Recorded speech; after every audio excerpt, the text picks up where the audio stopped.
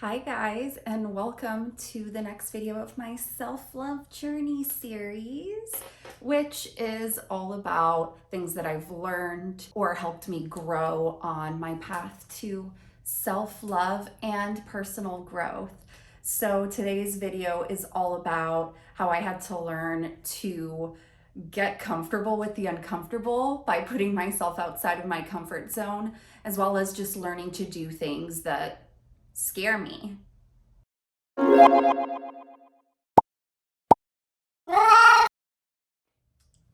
So change is scary. Anything different, right, that we're not used to can be scary to us, especially when we don't have confidence in ourselves and our own abilities. This is something that I definitely struggled with while I was depressed because I didn't think I was really good at anything and I was my own worst critic. But even as I slowly started to love myself more, I still struggled with having faith in myself and having faith in my own abilities. I would always catastrophize, that's the word of the day. I would always catastrophize any situation. And that's even now, that's kind of like the way my mind works. I automatically look at a new situation and I already start analyzing all of the possible outcomes before I even do anything. But the problem with that is that sometimes that can make us just get stuck and not do anything at all. And this definitely presented itself a lot, especially in my career, because in the beginning, in my early 20s, I really did not have any confidence in my skills.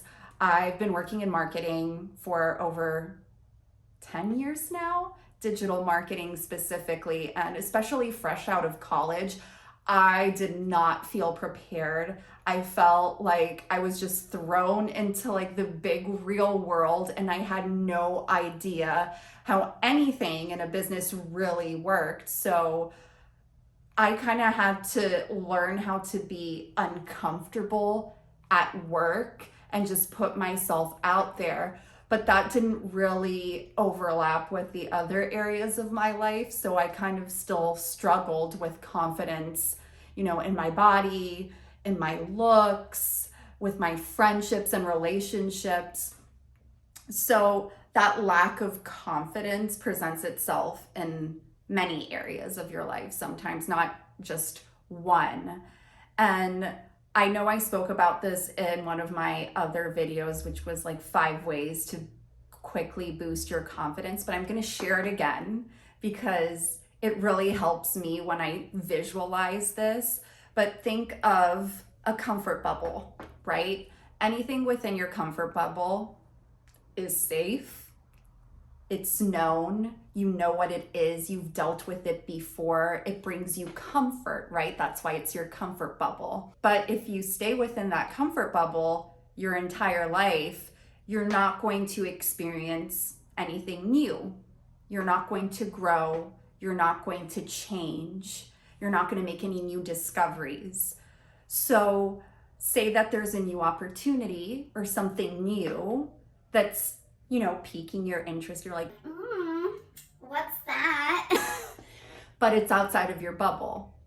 You can just stare at it and think about it and say like, oh, well, that looks nice, but it's different. Like, I don't know exactly what that is or if I'm going to be comfortable doing it. So you can either just stay inside your comfort bubble and never experience whatever that new thing you discovered is, or you can take the risk, you reach outside of your comfort bubble and you experience this thing, right?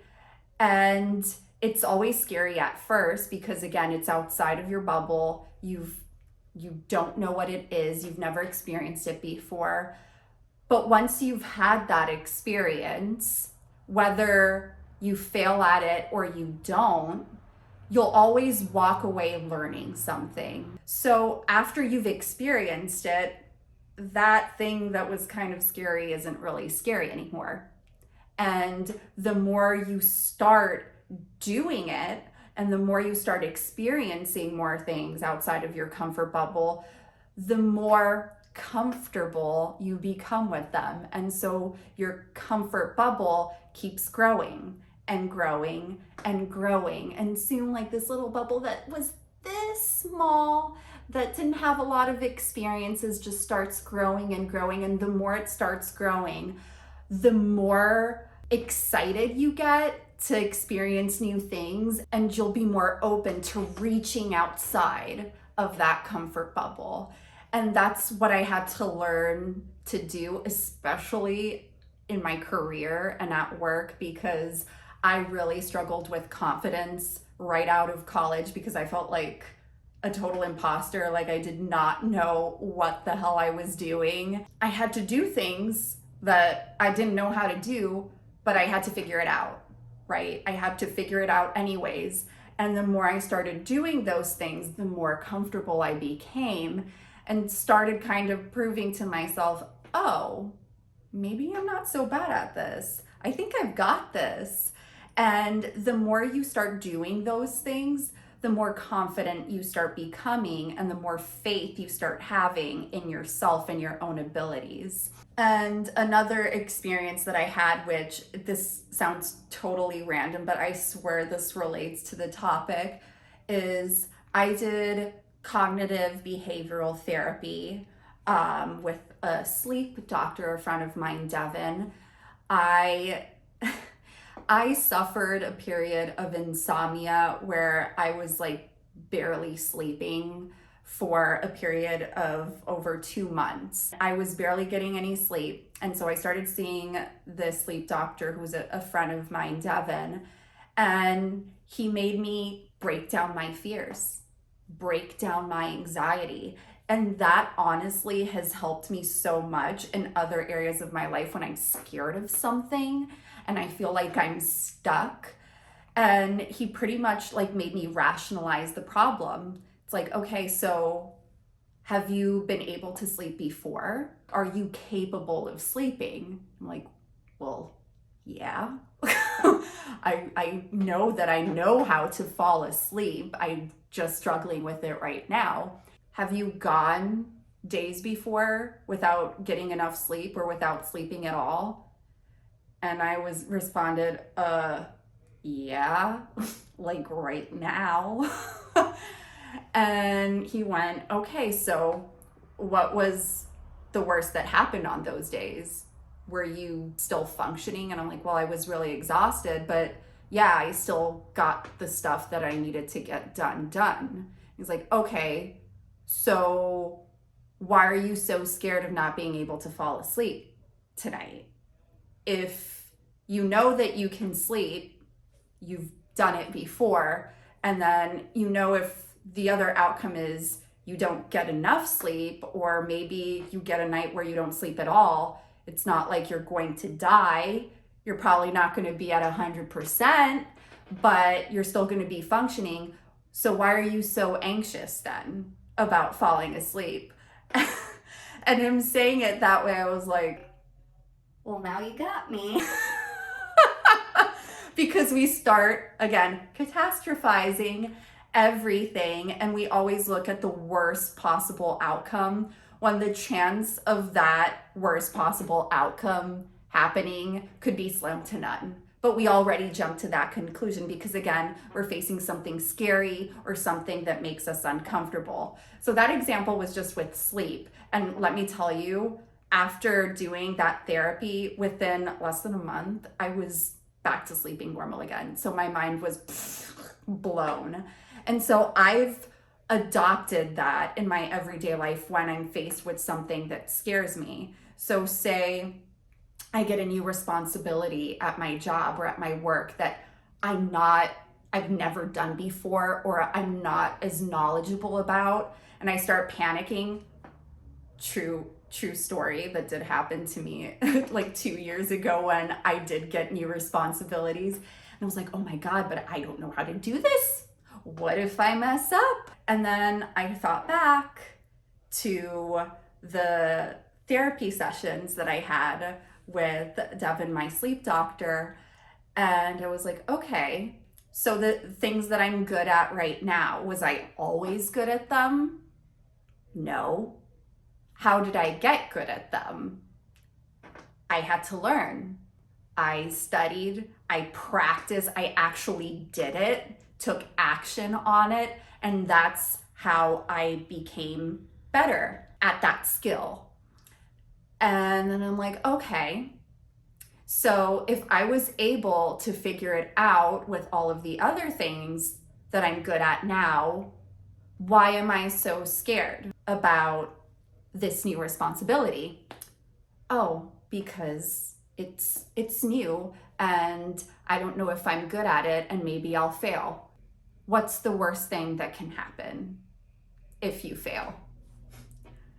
Like you'll get maybe some constructive criticism. Worst case scenario, get fired, but it would have to be a huge mess up. And if that happens, whatever. Maybe that's not the right place for you anyways. If they're going to fire you like that for a mistake, then you can just go somewhere else. And so when I break down that logic, I'm like, okay, reel it in, Natasha. I get this is something new and different and scary, and you're not sure where to even begin with this, but you were able to figure it out before, so you can figure it out now. And I think that's so important to just be self-aware of things like that. Anything that we're good at now or that we're comfortable with right now, we weren't comfortable with before. You weren't a baby and you already knew how to ride a bike. You had to learn and you fell, maybe you hurt yourself, maybe you cried, but you just picked yourself back up and you just kept practicing and going at it until now. And now riding a bicycle is just second nature to you.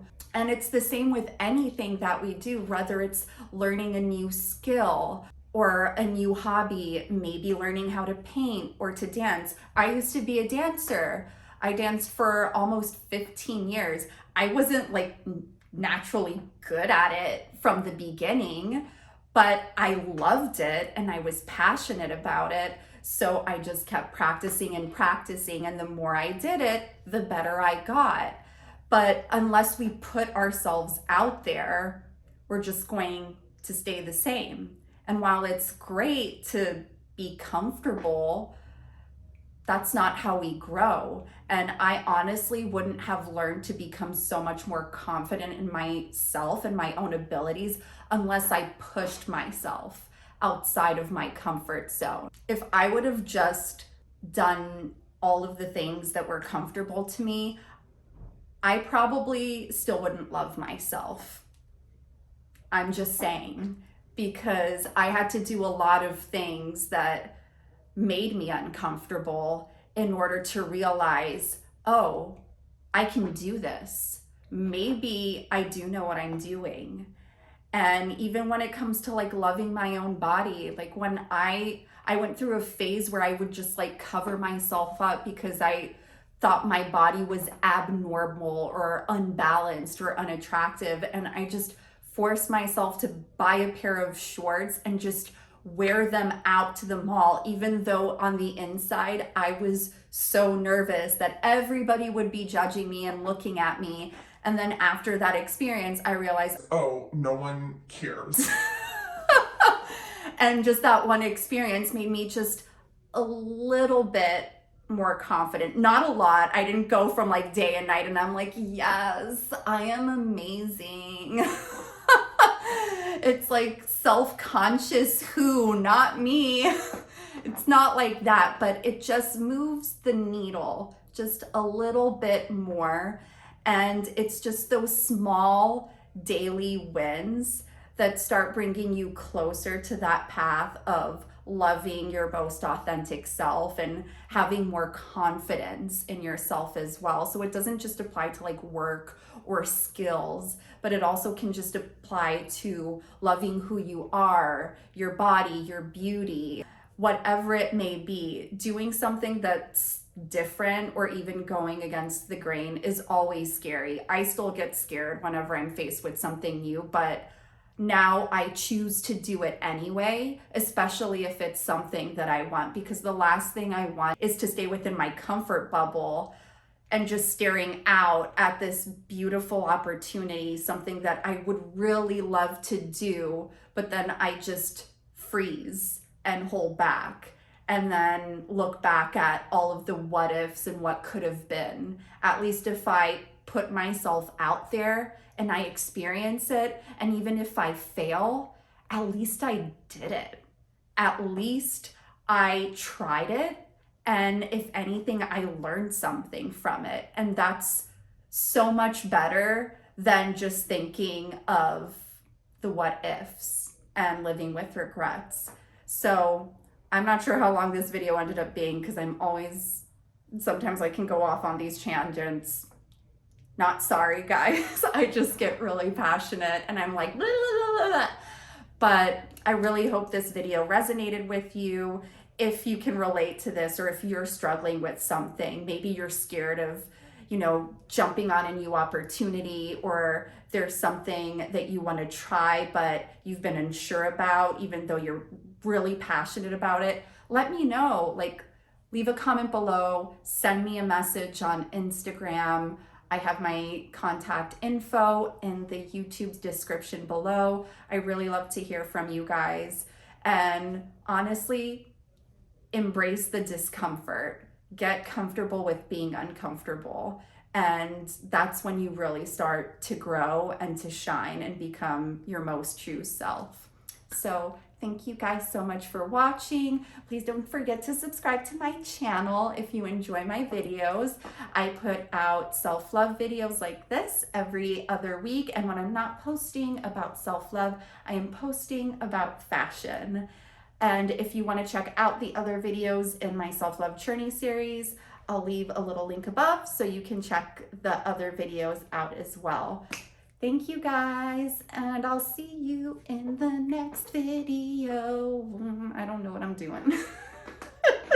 Bye. Love you.